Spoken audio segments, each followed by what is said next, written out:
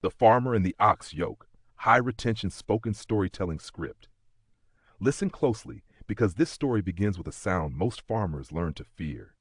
Not thunder, not wolves, but the long, groaning bellow of an ox who has finally had enough.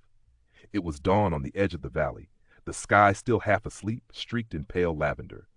Farmer Joran stepped out of his wooden cottage, boots sinking into morning mud, just in time to hear it again, a deep, thunderous complaint rolling across the farmyard.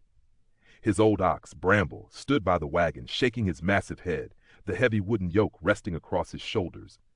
Bramble stomped, snorted, and muttered in his low, rumbling voice, "Why must I wear this burden every day? It pinches, it squeezes, it weighs me down. I would walk lighter without it." Joran sighed. He'd heard this for weeks.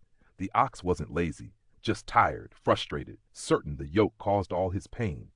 So the farmer crouched beside him and whispered, "Bramble, the yoke isn't your enemy. It's your partner.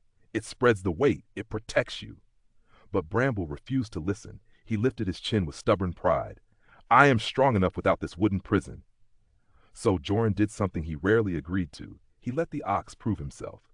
He unlatched the yoke. Bramble gave a triumphant snort and strutted forward, muscles rippling, tail flicking like a banner of victory. "See?" He grinned. "Strength needs no shackles." "Then pull," Joran said gently, stepping aside. "Take the wagon down the old road." Bramble hooked himself to the wagon ropes, braced his hooves, and pulled.